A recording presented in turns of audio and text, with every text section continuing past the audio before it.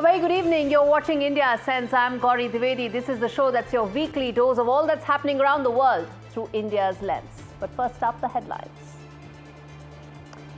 Uncertainty in Bangladesh continues as the army chief issues a stark warning that the anarchy in the country is due to the political squabbling, even as he pushes the Yunus government to expedite ports. From semiconductors to naval partnerships to joining hands in the Indo-Pacific to trade talks, India and the EU elevate their partnership as both sides seek to work in a new geopolitical reality. It seems Justin Trudeau was the reason the Liberal Party was faring badly against rival Conservatives, as Justin Trudeau looks set to step down as the Liberal Party chief on 9th of March. The party is now having a major lead over the Conservatives. Will this hold till Canada goes to polls, is the question. A military versus minerals deal in the pipeline as Ukrainian President Zelensky heads to Washington, D.C. for a meeting with President Trump. All eyes on whether this will end the 3-year-long war between Russia and Ukraine. And the Mahakumbh comes to an end. Over 65 crore devotees taking a dip in the holy Sangam. It is the world's largest spiritual and holy gathering in Uttar Pradesh that concludes.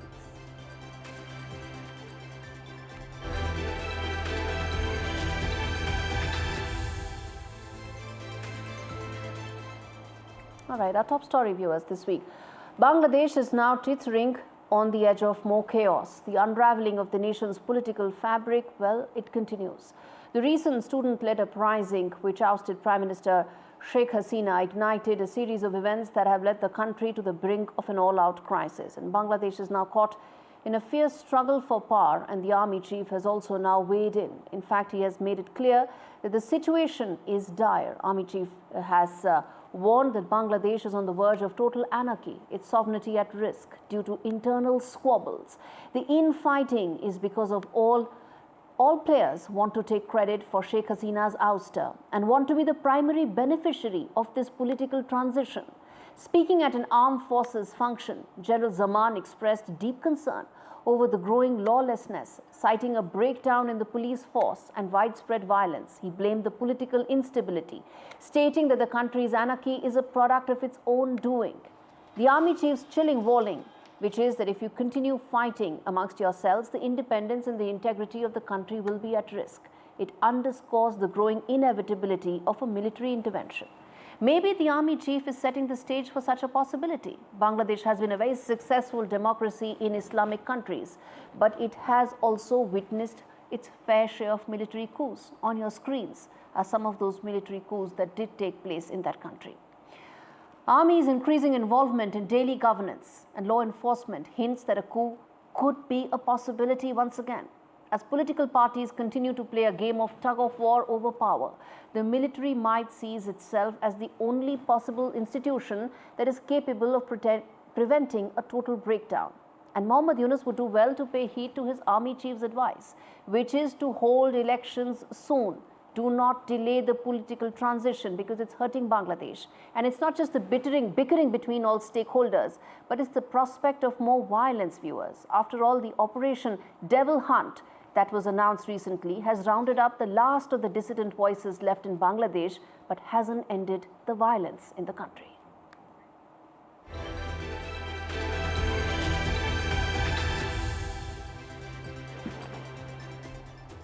All right, the first wide-angle story on the show. India and the EU may finally have a trade deal by the end of this year after years of negotiations and talks, even being in cold storage for some time. There are now global push factors that are, well, one of them is that the regular tariff hike threats that the Trump administration keeps issuing is having an impact. It has also threatened the EU with a 25% hike in its goods. Another push factor for the EU is the need to be part of the biggest growth story, and that is India. It is the world's fastest growing economy, and greater trade and investment for the EU makes a lot more sense. In fact, it also is holding and has held detailed investment talks, wants to have deeper supply chain linkages between India and the EU. In fact, the India partnership may also force the famously inward-looking European Union to shed its reluctance and have a stronger view on the Indo-Pacific and a clear position on China. Both are in fact areas that are going to be part of deeper collaboration. The India-EU partnership will be inked on India's terms with Brussels, likely to offer more tech collaboration, offer more flexibility in terms of movement of skilled labor, and also ensure more investment. Trade between India and EU has grown 3 times in the last 2 decades, but the potential is far more. And a protectionist America is likely to bring India's other trade partners closer and more amenable to closing contentious trade talks that haven't been so for a really long time. Listen in to what leaders Prime Minister Modi and Ursula von der Leyen had to say. हमने अपनी teams को एक पारस्परिक लाभकारी bilateral free trade agreement को FTA को इस वर्ष के अंत तक संपन्न करने का निर्देश दिया है। फ्रेंड्स, टेक्नोलॉजी और इनोवेशन के क्षेत्र में एक ट्रस्टेड और सिक्योर वैल्यू चेन हमारी साझी प्राथमिकता है। Semiconductor, AI, high performance computing और 6G में सहयोग बढ़ाने पर भी सहमति बनी है। Businesses and people want to work together. And one of the best examples of this partnership is the new Federation of European Businesses in India. It brings together 6,000 EU companies, which have created 8 million direct and indirect jobs in this economy. Now we have tasked our teams to build on this momentum and finalize our free trade agreement before the end of the year. We're expecting a lot of our trade negotiators. We told them they should surprise us.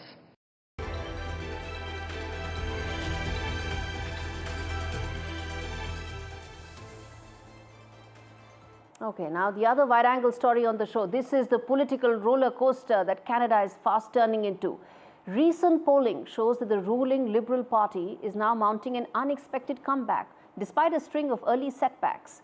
US President Trump's threats have been looming large, and it looks like the Liberal Party has been able to capitalize on the public sentiment. The numbers have surged. Well, it also comes at a time when Justin Trudeau is set to now demit office in favor of another leader. So who knows? Maybe Justin Trudeau was the problem for Liberal Party. This report tells you more. Just weeks ago, Canada's ruling Liberals seemed all but finished. But in a dramatic twist, they are mounting a comeback. A series of new opinion polls show the Liberals, led by an as-yet-undecided leader, are now neck and neck with their Conservative rivals, despite a crushing 26-point deficit just 6 weeks ago. Polls show the Liberals have surged to 38% support, while the Conservatives trail closely at 36%. This shift has been fueled by an unlikely ally, US President Donald Trump. After threatening tariffs on Canadian goods and even suggesting Canada could become the 51st state, Trump's inflammatory rhetoric seems to have ignited anti-Trump sentiment across Canada, bolstering the Liberals' position. But it's not just Trump's threat that's fueling the shift in public opinion. The impending leadership race within the Liberal Party has also played a critical role. Former Bank of Canada Governor Mark Carney has quickly emerged as the frontrunner to replace Justin Trudeau, and he's become a prime target for Conservative attacks. They argue that Carney, who has faced allegations of moving his business to the US, is out of touch with ordinary Canadians, further complicating the already chaotic political climate. The question now is, will the Liberals hold on to this new momentum, or will their comeback be short-lived? Polls show that even with Trudeau's departure, the Conservatives are still struggling to find the right footing. Their leader, Pierre Poilievre, once seen as Canada's answer to Trump, is facing increased scrutiny. A recent poll revealed that Canadians trust Carney more than Poilievre to handle the Trump challenge. 40% of respondents backed Carney to negotiate with the US, compared to just 26% for Pierre Poilievre. As the race heats up and the clock ticks towards the new Liberal leader announcement on 9th of March, it remains to be seen if this sudden change of public mood will last till the hustings scheduled for later this year. Now, these changed circumstances offer a very unique opportunity to Canada. On the 9th of March, the new leader of the Liberal Party will be announced. And as Justin Trudeau exits, his pro-Khalistani, anti-India policy should hopefully also exit. Bilateral relations are meant to survive individual leaders and party politics. And the India-Canada relationship is no exception. A Liberal Party with a new leader will allow New Delhi to also engage with Canada with a fresh perspective. Time will tell how Ottawa will reorient its foreign policy away from Trudeau's bias.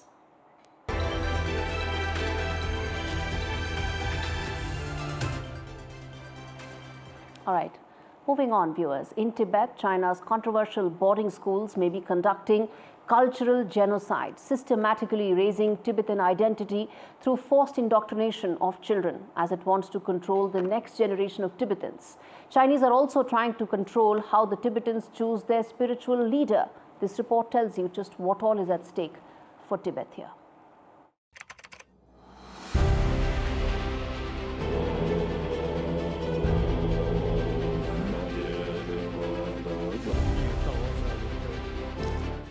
Over 350,000 people have signed a petition demanding an investigation into China's colonial boarding school system in Tibet. Nearly 1 million Tibetan children are being forcibly separated from their families, subjected to a curriculum designed to erase their language, culture, and identity. These institutions are not schools. They are tools of cultural genocide disguised as education. Tibetan advocacy groups warn that China's assimilation campaign is reaching alarming levels. UN experts have condemned the practice, but China's actions go unchecked. China's manipulation of Tibet's spiritual future is igniting global outrage. Beijing has long sought to control the selection of the Dalai Lama, undermining Tibet's spiritual lifeline, a game it has been playing for 30 years. In 1995, China abducted the true Panchen Lama, whose spiritual authority is second only to that of the Dalai Lama, leaving the real Panchen Lama as one of the longest-serving political prisoners.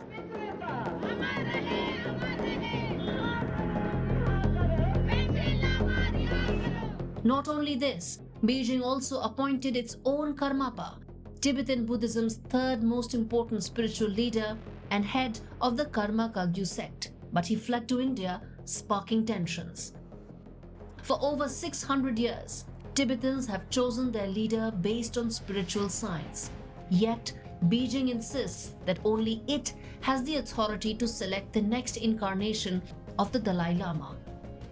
A move that could rob Tibet of its cultural and spiritual lifeline. A clear effort to place a puppet in control of Tibetan Buddhism. All right, on that note, a quick break. We return with lots more on the other side. Stay with us.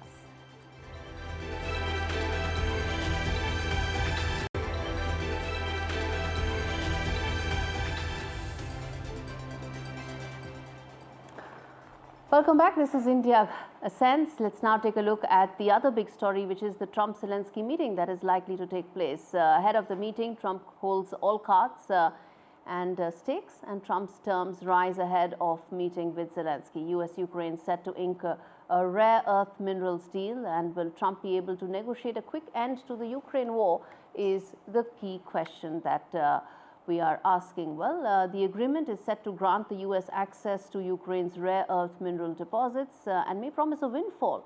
But it's no free lunch when it comes to Kiev. But there's every reason for Donald Trump to be looking at a possible minerals deal. Ukraine holds 6% of global graphite reserves. It holds one of Europe's largest lithium reserves, which is estimated at about 500,000 metric tons. Ukraine has largest titanium reserves in whole of Europe and holds about 2 to 4% of the global uranium reserves. You understand why Trump is making this part of the minerals for possibly some sort of a military engagement and some sort of a partnership there between Ukraine and US. But Trump's words echo through the halls of power, demanding that the US get its money back while pushing Kyiv to foot the bill for its own safety.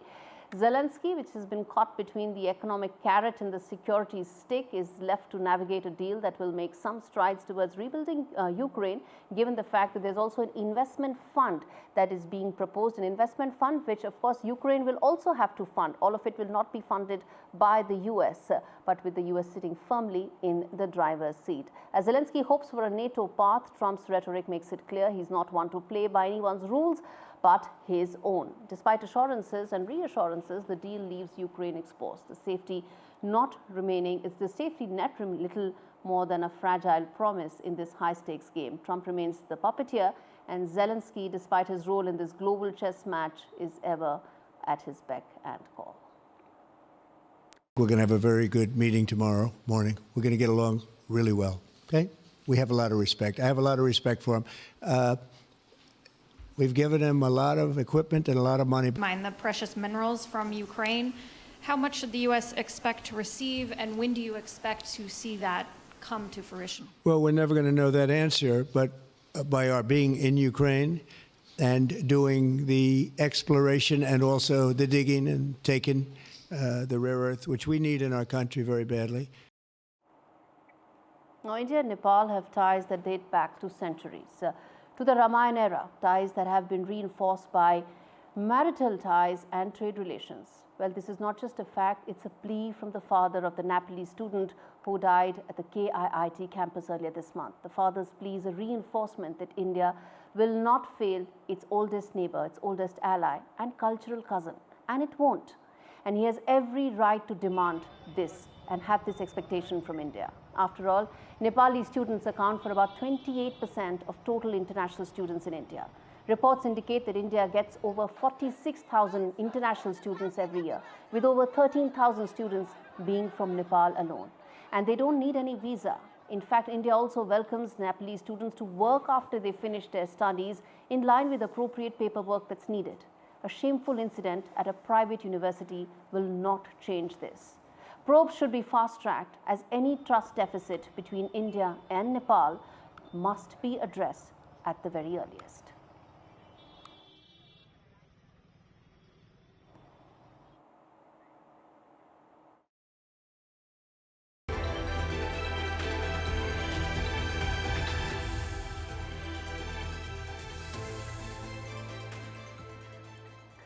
Quick take segment on the show. Positive news coming in for the Indian economy. There's been a recovery in the third quarter. GDP growth has come at 6.2%, driven by a good monsoon and continued government spending.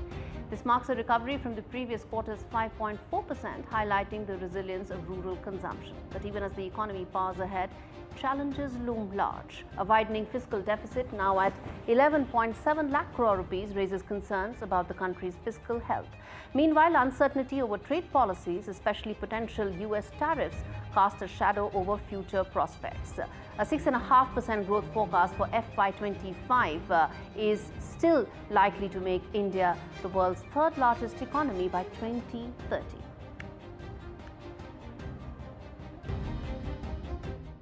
Donald Trump is making news not just for what he says in Oval Office, but by deciding who gets to hear him firsthand in the Oval Office. In a break from a departure from what is the tradition, where a few elite media outlets decided who attends President's address in smaller and restricted spaces, that prerogative has, which was till now with the White House Association, now lies with the White House.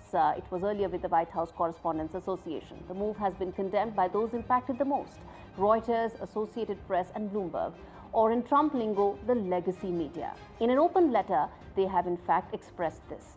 The press pool should be the prerogative of the press, but questions rise when the 13-member smaller pool has permanent spots for some and none for others. When was the last time some of these big media outlets did not have a permanent spot at these smaller events that are all about access to the world's most powerful man?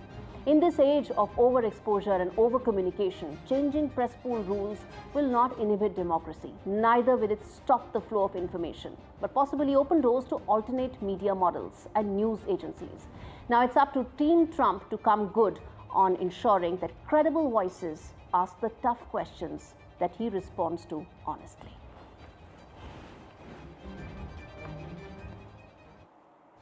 With that, it's a wrap on this edition of India Sense. Thanks so much for watching.